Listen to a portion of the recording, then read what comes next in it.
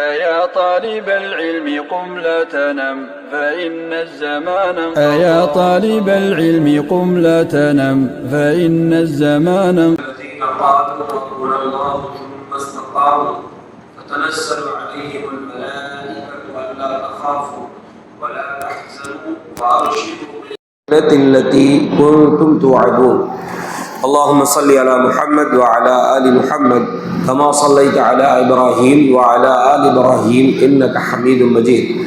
اللهم بارك على محمد وعلى آل محمد كما باركت على إبراهيم وعلى آل إبراهيم إنك حميد مجيد. رب اشرح لي صدري ويسر لي أمري واحلل عقدة من لساني يفقهوا قولي. اللهم انفعنا بما علمتنا وعلمنا ما ينفعنا وزدنا علما.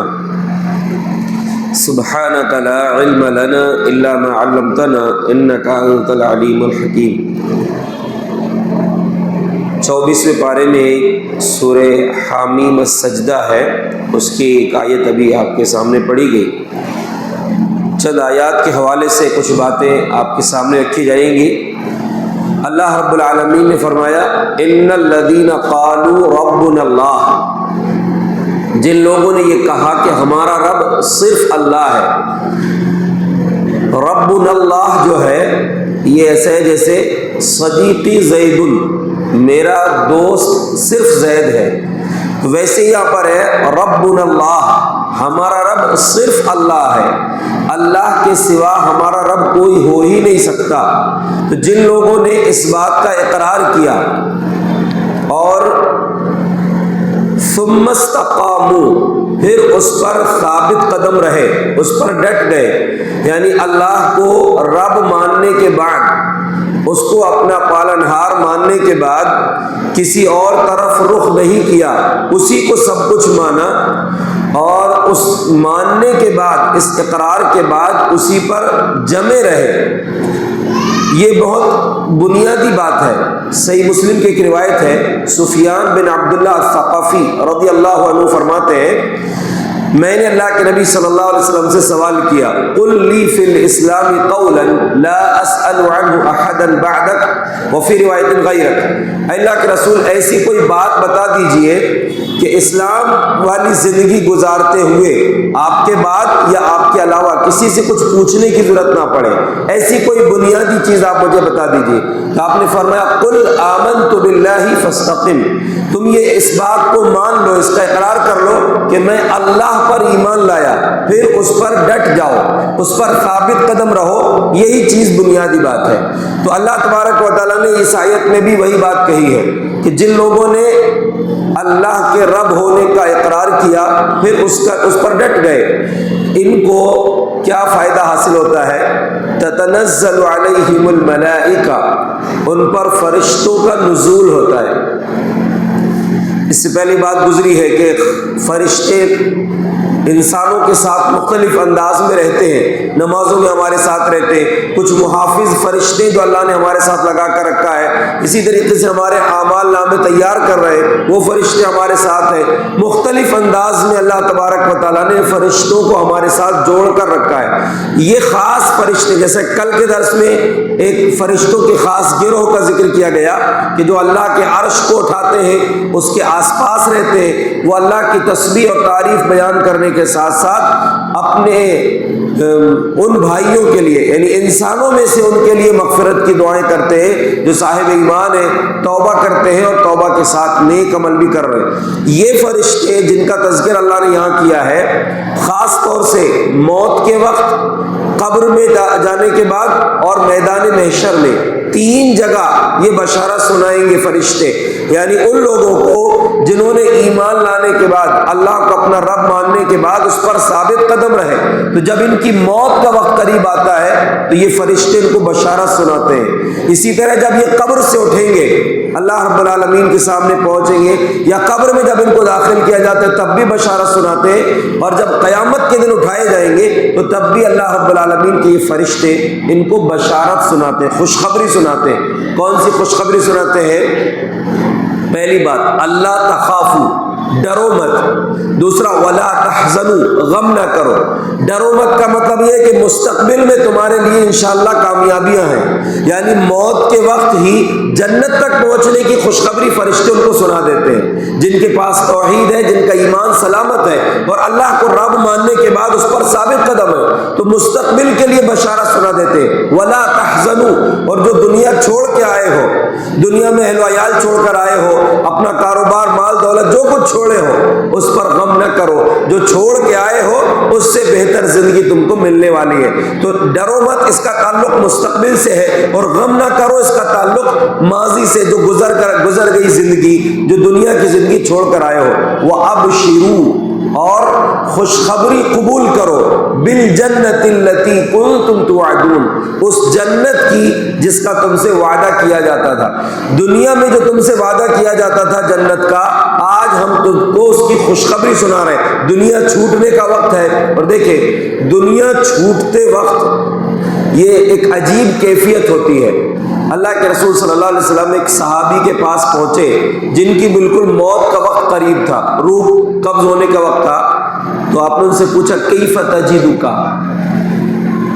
کیسا لگ رہا ہے، موت کے وقت کیسا محسوس ہو رہا ہے؟ تو انہوں نے کہا کہ اللہ کے رسول انی اخاف اللہ انی اخاف علی ذنوبی، یا انی اخاف علی ذنبی وارجو من اللہ، مجھے اپنے گناہوں کی وجہ سے ڈر بھی لگ رہا ہے اور اللہ رب العالمین سے رحمت کی امید بھی ہے، یعنی دونوں ملی جلی کیفیت ہے، اللہ رب العالمین کی پکڑ کا ڈر بھی ہے اور اللہ کی رحمت کی امید بھی ہے۔ تو نبی صلی اللہ علیہ وسلم ان کو تسلی دیتے ہوئے فرمایا کہ اس وقت میں، اس روح نکلنے سے پہلے کے مرحلے میں، جس زندگی کے انسان میں جس انسان کی زندگی میں یہ دو چیزیں ایک ساتھ جمع ہو جائیں، خوف بھی امید بھی، تو جس چیز کا ڈر ہوتا ہے اللہ اس سے اس کو بچا لیتا ہے، اور جو امید اس کو رہتی ہے اللہ اس کی امید کو پورا کر دیتا ہے۔ یعنی اللہ کے نبی صلی اللہ علیہ وسلم کو یہ خوشخبری سنائے کہ تمہاری تکلیف، تم کو جو ڈر ہے اللہ اس سے تم کو بچا لے گا، اور تمہیں رب کی رحمت کی جو امید ہے اللہ تبارک و تعالیٰ تمہاری امید کو پورا کر دے گا۔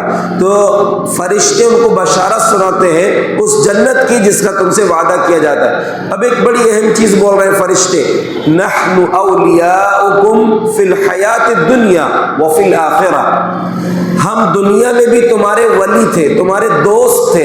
فرشتے دنیا میں بھی ہمارے ساتھ رہتے ہیں۔ اس ساتھ کا ایک انداز یہ ہے، نبی صلی اللہ علیہ وسلم نے فرمایا کچھ لوگ مسجد کے کھوٹے ہوتے ہیں، یعنی جو پابند نمازی ہوتے ہیں، تو فرشتے ان سے خاص تعلق رکھتے ہیں۔ اب وہ نمازی اگر کسی دن نماز میں نہیں آئے تو فرشتے ڈھونڈتے ہیں کہ کہاں چلے گئے یہ۔ اب اگر وہ لوگ جو پابند نمازی ہیں کسی پریشانی میں پھنس گئے تو وہ فرشتے ان کی مدد کرتے ہیں، بیمار ہو گئے تو ان کی عیادت کرنے جاتے ہیں، ان کے لیے دعا کرتے ہیں اللہ سے۔ یعنی یہ کتنا خاص تعلق ہے، اس کی بنیاد کیا ہے؟ وہ لوگ جو پابندی سے نماز پڑھتے ہیں تو ان کی پابندی کی وجہ سے ثواب تو اپنی جگہ ہے، لیکن خاص فرشتوں کا ساتھ ان کو ملتا ہے۔ تو یہ فرشتے کہتے ہیں ہم دنیا میں بھی تمہارے دوست تھے، وفی الآخرہ، آخرت میں بھی ہم تمہارے ساتھ رہیں گے۔ وَلَكُمْ فِيهَا مَا تَشْتَهِي أَنفُسُكُمْ وَلَكُمْ فِيهَا مَا تَدَّعُونَ، جنت میں تم کو وہ سب چیزیں ملیں گی جو تمہارا دل چاہے گا، اور وہ سب چیزیں ملیں گی جو تم بولو گے۔ یعنی بولنا تو بعد میں ہے، جو انسان خواہش کرے گا وہ چیز اس کے سامنے حاضر ہو جائے گی۔ اللہ تبارک و تعالیٰ کے پاس کتنی نعمتیں ہیں جس کو آخر میں جہنم سے نکال کر جنت میں ڈالا جائے گا۔ اللہ تبارک و تعالیٰ اس سے کہے گا کہ تمنا کر، جو چاہے تجھے، وہ سوچ لے گا یہ ہونا، ساری تمنائیں بتا دے گا۔ تو جب اس کی تمنائیں ختم ہو جائیں گی تو اللہ کہے گا یہ بھی چاہیے، یہ بھی چاہیے، یہ بھی ہونا، اللہ بتائے گا اب تجھے یہ بھی ہونا کیا۔ ساری چیزیں، اس کی تمنائیں، اللہ کی عطائیں سب جمع ہو جائیں گی تو اللہ فرمائے گا یہ تیرے لیے ہے، اس سے ڈبل ہے، بلکہ بعض روایت میں یہ بھی ہے کہ اس کے 10 گنا میں تجھ کو دوں گا۔ یعنی اس قدر نوازے گا اللہ تبارک و و تعالیٰ کہ وہ انسان اس کا تصور بھی نہیں کر سکتا. تو اللہ کے یہ فرشتے کہہ رہے ہیں وَلَكُمْ فِيهَا مَا تَشْتَهِي أَنفُسُكُمْ وَلَكُمْ فِيهَا مَا تَدَّعُونَ. تمہارا جو دل چاہے گا وہ بھی ملے گا اور تم زبان کھولو گے وہ بھی ملے گا. بلکہ سورہ زخرف کی ایک آیت ہے, وہ آیت پڑھ کر مجھے بڑی خوشی ہوتی ہے, عجیب آیت ہے. اللہ نے فرمایا یطاف علیہم بصحاف من ذہب واکواب وفیہا ما تشتہیہ الانفس وتلظ الاعین وانتم فیہا خالدون.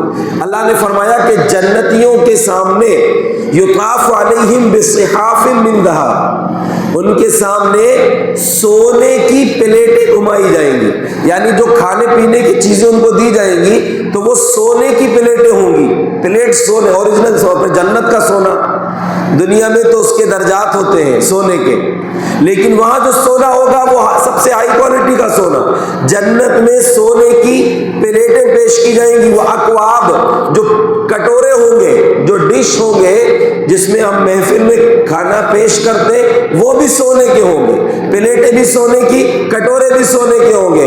اس کے بعد اللہ نے فرمایا وَلَكُمْ فِيهَا مَا تَشْتَهِيهِ الْأَنفُسُ وَلَكُمْ وَتَلَظُّ الْأَعْيُنُ. اللہ نے فرمایا کہ ایسی ایسی چیزیں ہوں گی جو انسان چاہے گا, بلکہ ایسی نعمتیں ہوں گی کہ آنکھوں کو لذت محسوس ہوگی. یعنی آپ اندازہ کریں جنت کی نعمتوں کا کہ کھا کر لذت انسان محسوس کرتا ہے, کوئی چیز کھانے کے بعد اس کا مزہ انسان کو آتا ہے, لیکن وہ جنت کی نعمت ایسی ہوگی کہ دیکھ کر مزہ آئے گا, دیکھ کر لذت محسوس ہوگی انسان کو. تو اللہ تبارک و تعالیٰ نے یہ نعمتوں کا ذکر کیا اور فرمایا وَأَنْتُمْ فِيهَا خَالِدُونَ, ہمیشہ ان جنتوں میں رہو گے. تو اتنی عظیم جنت اللہ تبارک و تعالیٰ نے انسانوں کے لیے تیار کیا ہے.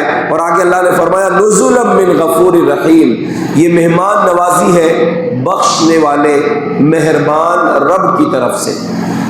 دیکھیے دو چیزیں ہیں, ایک اللہ کی مغفرت اور اللہ کی رحمت. تو مغفرت اور رحمت یہ دونوں اللہ رب العالمین کی طرف سے ہے, اللہ کی صفت بھی ہے, اللہ کی نعمت اور اللہ کی رحمت ہے. تو یہ چیزوں کی بنیاد پر اللہ گناہوں کو بخش دے گا اور اپنی رحمت سے لوگوں کو جنت میں داخل کرے گا, اور جب جنت کا داخلہ ملے گا تو یہ نعمت ان کو ملے گی. اب اللہ تبارک و تعالیٰ نے ایک مومن کی زندگی کا دوسرا پہلو بیان کیا ہے. ایک پہلو تو یہ ہے کہ ایمان لائے, اس پر ثابت قدم رہے اور اسی پر ہمیشہ جمے رہے, تو اس کے نتیجے میں یہ چیزیں ملیں گی کہ دنیا میں بھی, قبر میں بھی, آخرت میں بھی, جنت میں پہنچنے تک فرشتے ان کو بشارت سنائیں گے اور پھر بتائیں گے کہ دنیا میں بھی ہم تمہارے ساتھی تھے, آخرت میں بھی رہیں گے, جنت کی نعمتوں کی بشارت سنا دیں گے. لیکن مومن کا معاملہ یہیں تک نہیں ہے. مومن صرف خود غرض نہیں ہوتا, بلکہ مومن اپنے بارے میں سوچنے کے بعد دوسرے کے بارے میں بھی سوچتا ہے. اس لیے آگے اللہ نے فرمایا وَمَنْ أَحْسَنُ قَوْلًا مِّمَّنْ دَعَا إِلَى اللَّهِ, اس شخص سے اچھی بات کس کی ہو سکتی ہے جو لوگوں کو اللہ کی طرف بلائے, وَعَمِلَ صَالِحًا, خود بھی نیک عمل کرے, وَقَالَ إِنَّنِي مِنَ الْمُسْلِمِينَ, اور اس بات کا اعلان کرے کہ میں خود مسلمانوں میں سے ہوں. کیا مطلب؟ آپ نے اپنے آپ کو جنتی بنانے کی کوشش کر لی تو آپ اس پر مت رکیے, بلکہ ہر مسلمان کی ذمہ داری ہے کہ وہ اپنے علاوہ دیگر لوگوں کو بھی جنت کا مستحق بنانے کی کوشش کرے. یعنی اپنے استر پر اپنی حیثیت کے مطابق وہ دعوت کا کام کرے, یا پھر کم از کم ان لوگوں کا ساتھ دے جو دعوت کا کام کرتے ہیں, جو دوسروں کی اصلاح کرنے کی کوشش کرتے ہیں, ان کے ساتھ رہے, وقت لگائے, اپنا پیسہ لگائے, اپنی طاقت کا استعمال کرے, جو کچھ کر سکتا ہے, جس انداز میں وہ ساتھ دے سکتا ہے. جیسے نبی صلی اللہ علیہ وسلم اللہ کی طرف سے آپ کو پیغام ملا لوگوں کو پہنچانے کے لیے, لیکن آپ کی پوری نبوت والی زندگی میں ایک شخصیت ہے جس نے پل پل میں ہر لمحہ نبی صلی اللہ علیہ وسلم کا ساتھ دیا ہے, یہاں تک کہ نبی صلی اللہ علیہ وسلم کو یہ ماننا پڑا. یعنی آپ نے اس بات کا اقرار کیا لوگوں کے سامنے کہ لوگوں ان امن الناس علیہ بمالہ و صحبتہ ابو بکر, لوگوں میری زندگی میں اگر کسی انسان کا سب سے بڑا احسان ہے جو ساتھ دینے کے اعتبار سے، مال لگانے کے اعتبار سے، تو وہ ابو بکر صدیق ہے۔ سارے لوگوں کے احسان کا بدلہ میں چکا دیا ہوں، اکیلے ابو بکر ایسے ہیں کہ ان کے احسان کا بدلہ میں نہیں دے سکتا، ان کے احسانوں کا بدلہ اللہ رب العالمین ہی عطا کرے گا۔ تو اس حد تک ابو بکر صدیق رضی اللہ عنہ نے آپ کا ساتھ دیا، تو ہماری ایک ذمہ داری ہے کہ ہم لوگوں کو اللہ کا پیغام سنائیں۔ وہ نہیں کر سکتے تو اتنا ضرور کریں کہ جو لوگ یہ کام کر رہے ہیں، جس طریقے سے بھی ان کو آپ کے تعاون اور آپ کی مدد کی ضرورت ہے، آپ ان کا سہارا بننے کی کوشش کریں۔ آگے اللہ نے ایک چیز بتائی ہے دعوت والی زندگی کے لیے، وَلَا تَسْتَوِي الْحَسَنَةُ وَلَا السَّيِّئَةُ، نیکی نہ نیکی ایک سی ہو سکتی ہے، نہ برائی، یا پھر نیکی اور برائی دونوں برابر نہیں ہو سکتی۔ ادفع باللتی ہی احسن، اس طریقے سے برائی کا دفاع کرو یا برائی کو دفع کرو جو سب سے بہتر طریقہ ہو۔ فَإِذَا الَّذِي بَيْنَكَ وَبَيْنَهُ عَدَاوَةٌ كَأَنَّهُ وَلِيٌّ حَمِيمٌ، تو جس سے تمہاری سخت دشمنی ہے وہ قریبی دوست بن جائے گا۔ کیا مطلب؟ لوگ برائی کا بدلہ بولتے ہیں نا، اینٹ کا جواب پتھر سے دیں گے ہم، لیکن یہ قرآن سکھا رہا ہے کہ اینٹ کا جواب پھول سے دینا ہے۔ لوگ گالی کا جواب مار سے دیتے ہیں، کسی نے ایک زبان کھول دیا، اب اس کی طاقت ہے کہ وہ اس کو مار سکتا ہے، تو اس نے تو نے بولا کیسے؟ اس بولنے کے نتیجے میں اس کو خوب ٹھکائی کر دیتے۔ لیکن اسلام سکھا رہا ہے کہ نہیں، آپ کو برائی کا بدلہ برائی سے نہیں، اچھائی سے بھی نہیں دینا ہے، بلکہ اچھائی میں جو سب سے بہتر طریقہ ہو سکتا ہے، احسن مبالغے کا صیغہ ہے، اس میں تفضیل کا صیغہ کہ سب سے بہتر انداز جو ہو سکتا ہے اس انداز میں آپ لوگوں کو بدلہ دینے کی کوشش کریں۔ اس کا نتیجہ یہ ہوگا کہ جس سے آپ کی دشمنی ہے نا، وہ آپ کا قریبی دوست بن جائے گا۔ جیسے مثال کے طور پر ہندوستان کے ایک بہت مشہور عالم دین گزرے، بلکہ مناظر اسلام، شیخ الاسلام کا لقب ان کو ملا، علامہ ثناء اللہ امرتسری رحمۃ اللہ علیہ، شیر پنجاب۔ ان پر کسی نے قاتلانہ حملہ کیا تھا، بہکاوے میں آ کر لوگوں نے اس کو بہکایا، تیار کیا اور ان کے اوپر اس نے قاتلانہ حملہ کیا، لیکن یہ بچ گئے۔ اب معلوم ہو گیا کہ حملہ آور کون تھا، تو یہ تو ہاسپٹل میں کچھ دن رہے، اس کو جیل ہو گئی، سزا ہو گئی اس کو۔ جب اس کو سزا ہو گئی تو وہ جیل چلا گیا۔ اب اس کے گھر میں اس کے بیوی بچے تھے، تو علامہ ثناء اللہ امرتسری رحمۃ اللہ علیہ جب تھوڑے صحیح ہو گئے، اچھے طبیعت ٹھیک ہو گئی، تو اس کے گھر پہنچے اور اس کے گھر والوں سے کہا کہ آپ کو دیکھو، آپ کا جو ذمہ دار ہے وہ تو چلا گیا ہے، آپ ایک کام کرو، جو بھی ضرورت ہوگی مجھ کو بتا دینا۔ اور اس کے جتنے دن ان پر حملہ کرنے والا جیل میں رہا، اتنے دن تک اس کے گھر کی کفالت کی، اس کے گھر کے لوگوں کا خرچ پورا کیے۔ جب وہ جیل سے کچھ جتنوں کے بعد جتنے بھی دن رہا، جیل سے چھوٹ کر آیا تو گھر والوں کے حالات بہتر تھے، کوئی پریشانی نہیں تھی۔ پوچھا کیا ہوا، کون نے آپ لوگ کی مدد کیا؟ تو کہا فلاں فلاں آئے تھے۔ جب اس نے بتایا تو یہ حیران رہ گیا، اور آ کر اس نے مولانا ثناء اللہ امرتسری رحمۃ اللہ علیہ سے معافی مانگی، توبہ کیا، اور ان کے لیے ہمیشہ کے لیے ان کا ساتھ دے دیا، ساتھ دینے کے تیار ہو گئے۔ تو اس کو بولتے ہیں ادفع باللتی ہی احسن، اس چیز سے بدلہ لو، بدلہ دو جو بہتر انداز ہو۔ تو اس کا نتیجہ یہ ہوگا کہ جس سے تمہاری سخت دشمنی ہے، فَإِذَا الَّذِي، یا جو فا یا فا، ایک ایک حرف قیمتی ہوتا ہے قرآن کا، فَإِذَا الَّذِي بَيْنَكَ وَبَيْنَهُ عَدَاوَةٌ كَأَنَّهُ وَلِيٌّ حَمِيمٌ، کہ یقیناً وہ شخص جو تم سے دشمنی کیے ہوئے اچانک وہ تمہارا دوست بن جائے گا، یعنی اس کو معلوم ہوتے ہی کہ یہ تو میرا خیر خواہ ہے، فوراً وہ تمہارا دوست بن جائے گا، دیر نہیں کرے گا تم سے دوستی کرنے میں۔ جو اب تک تمہارا جانی دشمن تھا وہ تمہارا قریبی دوست بن جائے گا۔ اس لیے اس کو ہمیشہ یاد رکھنا چاہیے۔ آگے اللہ نے فرمایا یہ کام بڑے جگر کا کام ہے، یعنی واقعی سوچنے کی بات ہے کہ ہر ایک آدمی نہیں کر سکتا، یعنی سب کے دل ایک سے تو نہیں ہوتے نا کہ جو ہمارے ساتھ برا کر رہا ہے ہم اس کے ساتھ اچھا کریں، اچھا ہی نہ کریں بہت اچھا کریں۔ لوگ اچھا بھی نہیں کر سکتے تو بہت اچھا کرنے کی بات تو بہت بڑی ہے۔ اس لیے اللہ نے فرمایا وَمَا يُلَقَّاهَا إِلَّا الَّذِينَ صَبَرُوا وَمَا يُلَقَّاهَا إِلَّا ذُو حَظٍّ عَظِيمٍ۔ اللہ نے فرمایا کہ یہ چیز یعنی برائی کا بدلہ اچھے طریقے سے دینا، یہ کام وہی کر سکتا ہے جن کے اندر صبر کا پیمانہ ہو، صبر کا مادہ ہو، اور وہی کر سکتا ہے جو بڑا قسمت کا دھنی ہے۔ لوگ قسمت کا دھنی اس کو مانتے جس کے پاس مال دولت ہو، جس کے پاس شہرت اور عزت ہو۔ اللہ فرما رہا ہے قسمت کا دھنی وہ ہے جو انسان صبر کرنے والا ہو، برائی کا بدلہ اچھائی سے دینے والا ہو۔ تو اللہ نے 2 مرتبہ یہ لفظ دہرایا کہ یہ کام وہی کر سکتا ہے جو بڑا صابر ہو، اور یہ کام وہی کر سکتا ہے جو بڑا خوش قسمت ہو۔ تو اگر خوش قسمت بننا ہے تو ہمیں برائی کا بدلہ اچھائی سے دینا پڑے گا۔ اس لیے نبی صلی اللہ علیہ وسلم کا فرمان ہے لیس الواصل بالمکافی ولکن الواصل الذی اذا قطعت رحمہ وصلها۔ رشتوں کو جوڑنے والا شخص وہ نہیں ہے جو بدلے میں رشتہ داری کرتا ہے، بلکہ رشتوں کو جوڑنے والا وہ ہے جو اس کے رشتہ دار اس سے برا سلوک کر رہے ہیں لیکن وہ اچھا سلوک کرتا ہے۔ یہ سب کے بس کی بات نہیں کہ رشتہ دار تو برا کہ ہمارے یہاں پر کیا معاملہ ہے، انہوں نے ہم کو دعوت نہیں دیا ہم بھی نہیں دیں گے، ہم نے اس کو دعوت دیے تھے وہ ہمارے گھر کی شادی میں نہیں آیا ہم بھی نہیں جائیں گے۔